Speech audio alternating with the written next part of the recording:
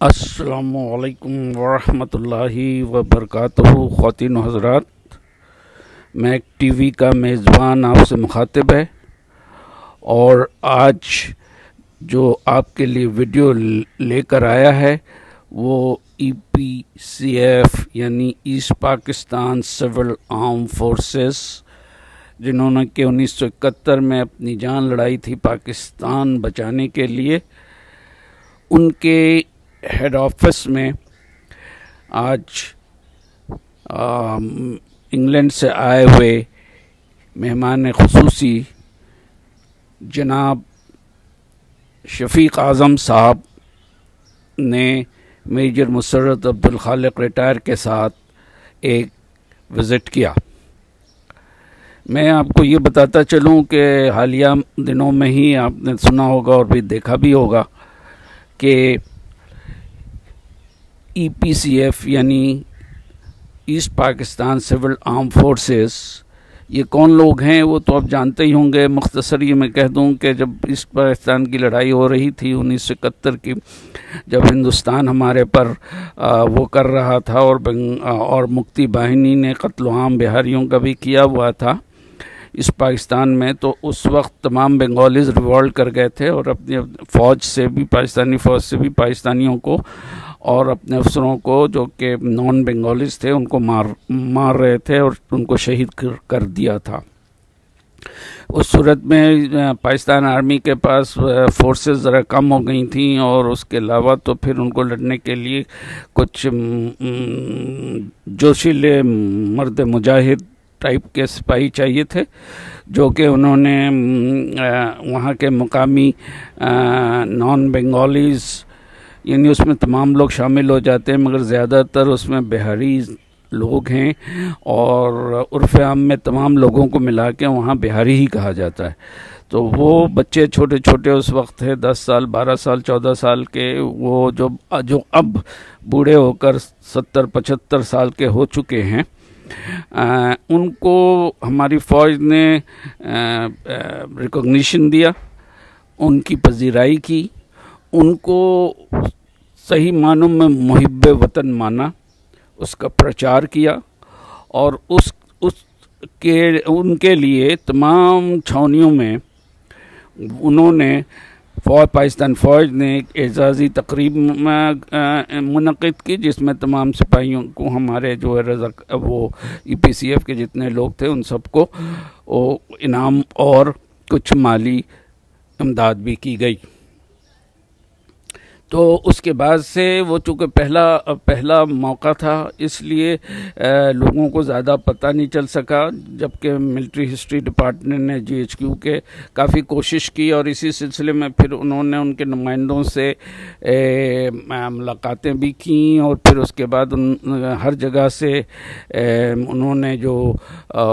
नुमाइंदे सिलेक्ट किए, जिसके के हेड मुकीम साहब हैं, और उन्होंने फिर सारे को ढूंढा निकाला। फिर शुरू में तो वो आ नहीं रहे थे, फिर बाद में आए तो थोड़े से लोग आए, तो उनको जब रिकॉग्निशन मिली तब तमाम लोगों को पता चला कि वो तो वाकई ये तो अच्छी चीज़ थी। फिर लोग धड़ाधड़ आने लगे और बताने लगे कि भाई हम भी हैं। तो इस तरह एक हौच-पच सा मामला हो गया था। तो उसको देखते हुए, क्योंकि हर शख्स फिर अपनी दुकान बढ़ा रहा था और अपने नाम हर चीज़ें करवाना चाह रहा था, तो इसको देखते हुए GHQ में एक पॉलिसी तैयार की गई जिसमें इसको एक जगह इकट्ठा करने की सोच जाहिर की गई। ये EPCF वालों की तरफ से तो एक कमेटी या उसको आप फाउंडेशन कह लें, जो कि GHQ में बैठ कर के तैयार हुई, उनके आप ऑफिस में और उनके नॉलेज में रह कर के, और फिर वो ओहदेदारान तमाम पाकिस्तान में हैं। और अब वो डाटा जो कराची का है, चूँकि यहाँ सबसे ज़्यादा है, इसलिए 2 दफ्तर यहाँ औरंगी टाउन में कायम किए गए हैं और उसमें जो हैं ये लोग अब सारे डाटा जो पिछले भी हो चुके हैं, आइंदा भी होने वाले हैं, जो फॉर्म आ रहे हैं, सबको बड़ी अच्छे से, खूबसूरती से और बड़ी टेक्निकल तरीके से कंप्यूटराइज कर रहे हैं और जो कि हम गए थे, मैं भी साथ गया था, तो हमारे शफीक साहब को बहुत अच्छा लगा और उन्होंने उसकी बड़ी तारीफ़ की और उन्होंने कहा कि ये जो इक़दाम किया हुआ है इन लोगों ने, ये बहुत अच्छा है और काबिल तारीफ़ है। कहने का मकसद ये है कि बग़ैर किसी फ़ंड के या बग़ैर किसी और इमदाद के ये अज़ खुद अख़पल बंदोबस्त, ये पेशावर वाले ज़्यादा समझेंगे इसको, जो हमारे बिहारी भाई या नॉन बंगालीज़ वहाँ हैं, ख़ास तौर पर ईस्ट पाकिस्तान से आए हुए अख़पल बंदोबस्त, यानी अपने बंदोबस्त पर इन्होंने अपने ही काविश अपनी तई ये शुरू किया है और बड़ा अच्छा काम है। और कोई आके इसे देखना भी चाहे तो आके बेशक देख सकता है। बड़ी ट्रांसपेरेंसी है और हर किस्म की, जिस किस्म के मामला जिसको जिस वक्त चाहिए वो आकर के वहाँ पर अपना देख सकता है। और इसी के ज़रिए मैं ये अपील भी करूँगा कि तमाम मतलब ये कि जो अब तक रह गए हैं वो रब्ता करें और उनको भी कंप्लीट किया जाए। उसके बाद वो सारी कंप्यूटराइज्ड डॉक्यूमेंट्स जितने हैं वो सारे GHQ को भेजे जाएंगे। तो हम पाकिस्तान EPCF फाउंडेशन के मेंबरान, सिंध के तमाम ज़िला, पंजाब के तमाम अज़ला और पेशावर जहाँ जहाँ हमारी आबादी है के तमाम मेंबरान अपनी मदद आप के तौर पर काम को अहसन तरीक़े से अंजाम दे रहे हैं। अब मरकज़ी दफ्तर तमाम डेटा कंप्यूटराइज के अमल में है। मैं वाज़े करता चलूँ, ये तमाम मामला हमारी शनाख्त है, मतलब पाकिस्तान में बिहारी कम्युनिटी की शनाख्त। और इनका बिहारी से मिलाद यही है कि ये इसे किसी नस्ल परस्ती या से न समझा जाए। ये मतलब वो जो उर्फ़ आम में वहाँ मशहूर हो गया था, इस पाकिस्तान में जितने भी लोग थे नॉन बंगालीज़, और यहाँ आकर ख़ास तौर पे, अगरचे ये भी एक हकीकत है कि शुरू में जब वहाँ से लुट लटा के लोग आए थे यहाँ पर, तो हम बिहारी लफ्ज़ वो सुनना नहीं चाहते थे, अपने को कहलवाना भी नहीं चाहते थे। वो बिहारी होकर भी हमारे अपने रिश्तेदार भी हमें ऑन नहीं करना चाहते थे, पता नहीं क्या वजह थी। मगर आज अल्हम्दुलिल्लाह ये दिन आया है कि बिहारी यानी नॉन बंगाली जो इस पाकिस्तान से आए, आज हर कोई अपने को वही कह रहा है कि जी माशाल्लाह हम वही हैं। तो खैर अल्हम्दुलिल्लाह ये अल्लाह की मेहरबानी, अल्लाह ने एक शनाख्त दी है। अल्लाह करे हम अपने इसको अपने अपने अपने जो करतूत तो मैं नहीं कहूँगा, अपने मतलब अपने जो काम हैं उससे हम साबित करें कि हम इसके अहल हैं। अच्छा, तो लेकिन जब पाकिस्तान EPCF फाउंडेशन बरोज़ इतवार दिन 4 बजे मेजर मुसरत अब्दुल खालिक फाउंडेशन के दफ्तर पहुँचे और उनके साथ मेहमान ख़ुसूसी जनाब शफीक आज़म साहब थे, जो कि इंग्लैंड से आए हुए थे, जैसे कि मैंने ऊपर से कहा, और काम की तारीफ़ की और फाउंडेशन के पेपर वगैरह चेक किए। उस मौका पे जनाब ईसा सिद्दीकी, जनाब शमशुद्दीन, जनाब हमीद, जनाब अब्दुल हई, जनाब असगर, जनाब बदरुद्दीन, जनाब कासिम, जनाब हबीब और जनाब हलीम साहब, जो रूह रवा हैं इस एसोसिएशन के और पूरे पाकिस्तान के भी ये डिप्टी चेयरमैन हैं फाउंडेशन के। पाकिस्तान भर के नुमाइंदों की तारीफ़ की। आखिर में साथ आए हुए मेहमान जनाब शफीक आज़म साहब को फाउंडेशन के ग़राज़ व मक़ासद बताए गए और उनको भी EPCF का काम बहुत पसंद आया। और उसके बाद फिर थोड़ी बहुत दिन आपस की बातचीत हुई और बिहारी कम्युनिटी की बेहतरी के लिए बात हुई और फिर हम सब ने मिल के